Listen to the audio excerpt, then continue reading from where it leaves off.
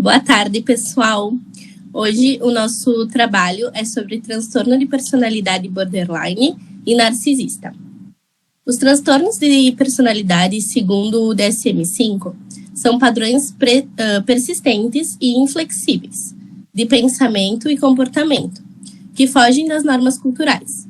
Começam na adolescência ou início da vida adulta e permanecem ao longo do tempo, causando sofrimento ou prejuízo para esse indivíduo. O transtorno de personalidade borderline, incluído no grupo B, é um dos mais estudados e difíceis de tratar, sendo marcado por comportamentos intensos, emocionais e imprevisíveis. A anatomia compreende a estruturação e função do cérebro e é fundamental para abordar transtornos de personalidade. O córtex pré-frontal é essencial para funções executivas, controle de impulsos e regulação emocional. As amígdalas é uma região-chave no processamento de emoções, como medo e raiva, e na formação de memórias emocionais. O hipocampo é responsável principalmente para a memória, aprendizagem e resposta ao estresse. O sistema límbico é uma rede de regiões cerebrais envolvidas na emoção, motivação e comportamento. Já os neurotransmissores são substâncias químicas que transmitem sinais ao cérebro. A serotonina influencia no humor e impulsividade, e a dopamina está ligada à recompensa e motivação. Pode passar. A fisiopatologia, então, do transtorno do borderline.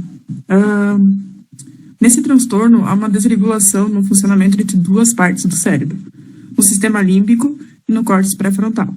No sistema límbico, especialmente a amígdala, que é responsável por processar as emoções como medo, raiva e tristeza, e no córtex pré-frontal, que é responsável pelo controle de impulsos e pela tomada das decisões racionais. Nessa personalidade, então, de borderline, o que acontece? A amígdala ela é muito reativa, sente tudo com muita intensidade, então o córtex pré-frontal ele não consegue segurar essas emoções com eficácia. E o que isso resulta, então? Emoções descontroladas, dificuldade em pensar antes de agir e dificuldade em lidar com frustrações. Pode passar. A fisiopatologia, então, do transtorno de personalidade narcisista. Nesse, o que acontece? Envolve algumas características mais importantes, como o déficit da empatia afetiva, mas não na cognitiva. A pessoa entende racionalmente o que o outro sente, mas não sente junto emocionalmente.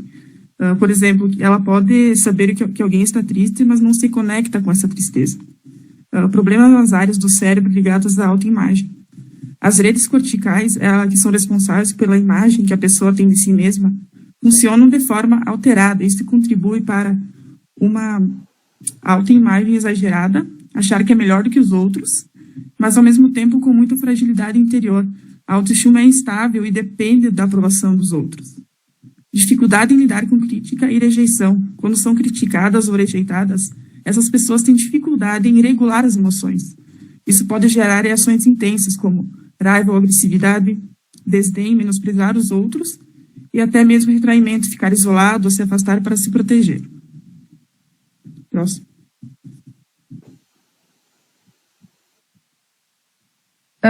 Então, falando um pouco sobre as genéticas e fatores de risco, os transtornos de personalidade borderline e narcisista, eles envolvem padrões persistentes de instabilidade emocional, dificuldades interpessoais e distorções na autoimagem.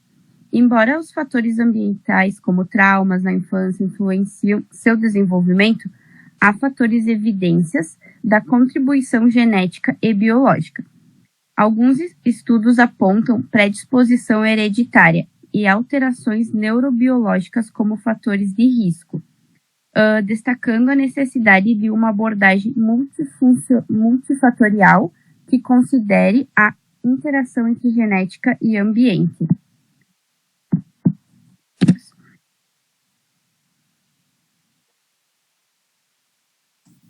Então, aqui na parte de diagnósticos e desafios, O diagnóstico do transtorno de personalidade borderline é clínico e é feito com base nos critérios do DSM, normalmente, né?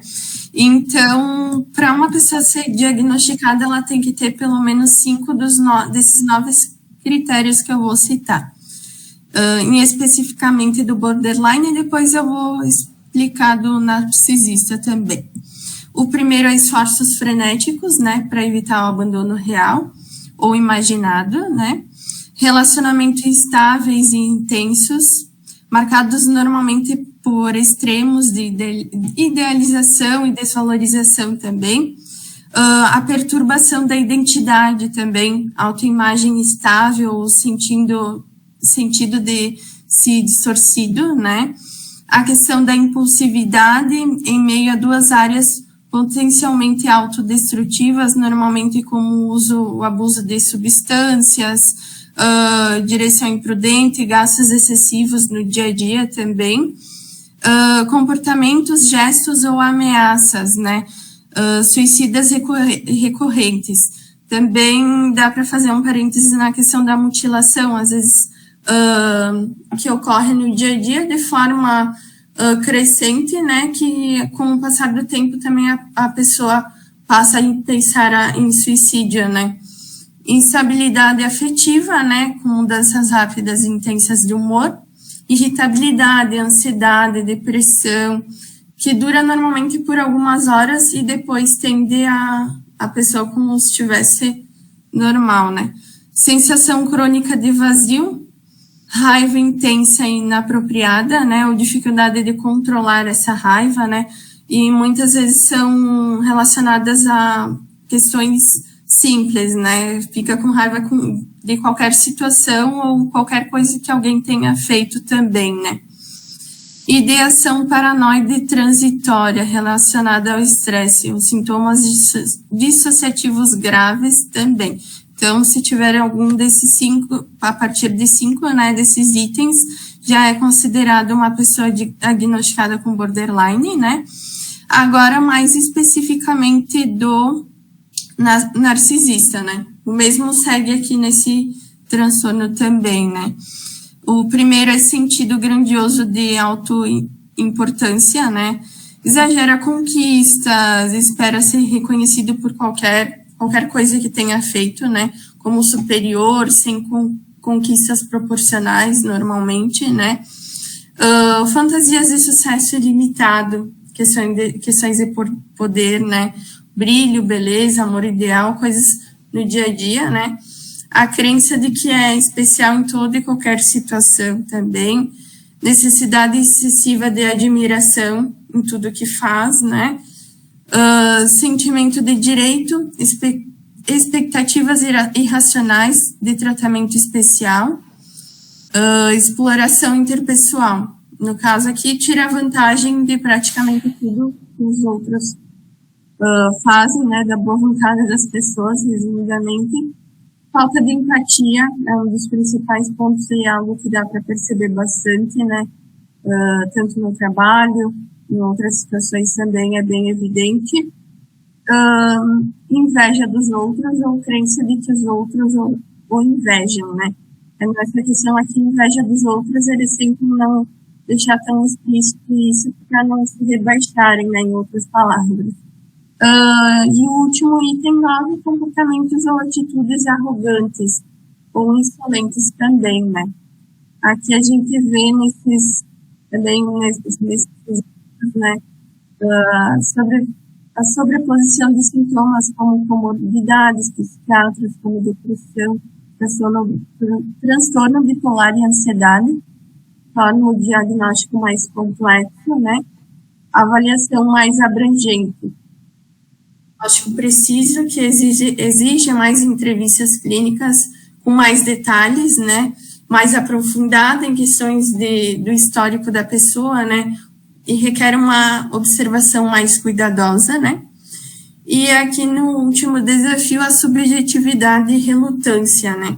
A natureza subjetiva dos critérios e a relutância dos pacientes em buscar ajuda ou reconhecer o transtorno são desafios adicionais Às vezes as pessoas já estão tão, principalmente no narcisista, né? Ele já está tão, né, com isso no cotidiano que para ele é algo normal e ele acaba se sentindo bem com isso, né? Então, para ele não tem nada, né? As pessoas que estão ao redor acabam questionando sobre isso, né? Pode passar.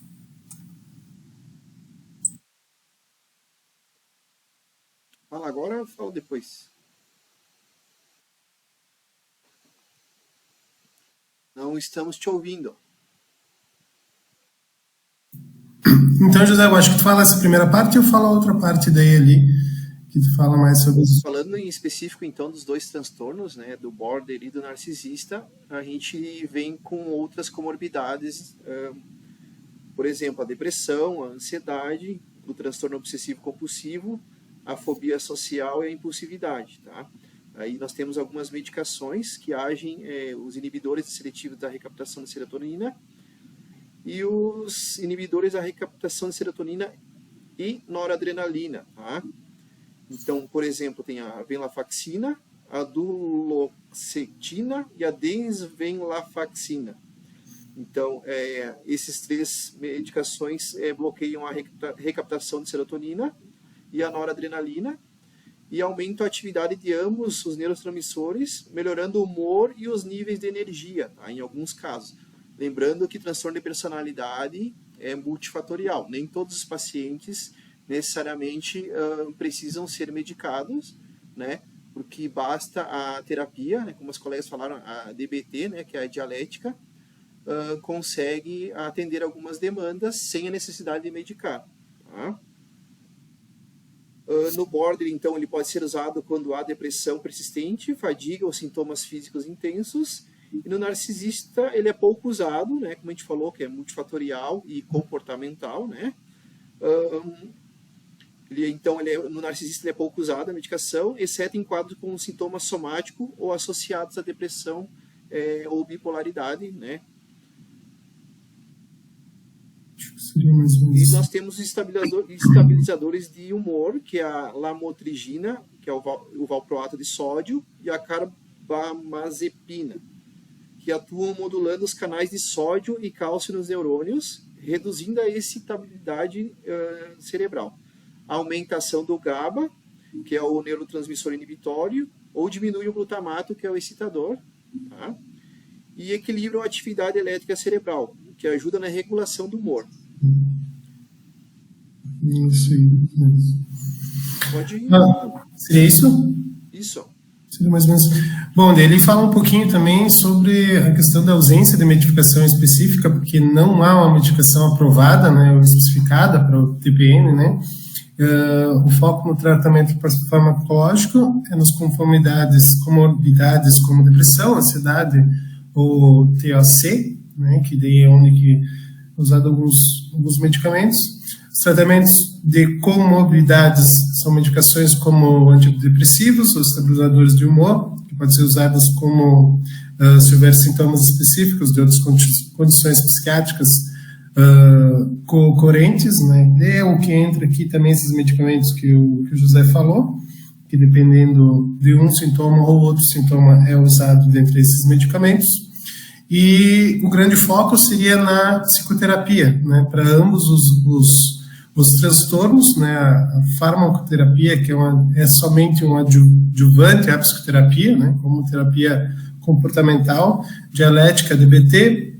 Para DPB, o pilar principal é o tratamento, que é o mais importante, que a psicoterapia, então, seria o tratamento mais importante para esses diagnósticos, né? Seria mais ou menos isso, ou teria mais alguma coisa para complementar daí, José? Eu acho que seria isso. Não, seria isso. Daí só para complementar que dentre as pessoas que 1,6% da população que busca a terapia, né, são diagnosticados com o transtorno de borderline, né? Então, seria isso, acho, tá, gente? Nós estamos falando de 2 transtornos dos 10, né, transtornos de personalidade. Aqui, segundo o DSM, como a Mônica falou, são 10 no total, né? Nós estamos falando de 2, e a pessoa tem que atender 5 dos 9 critérios para ser diagnosticado. E, no caso, nem todos precisam usar medicação, né? A DBT, que é a terapia, a teoria que trabalha com o border e com o narcisismo, seria suficiente em alguns casos. Certo? Alguém mais? Eu acho que é isso, pessoal. Tá bom, então, eu vou encerrar aqui, então, a gente deu 15 minutos. Show. Espera aí.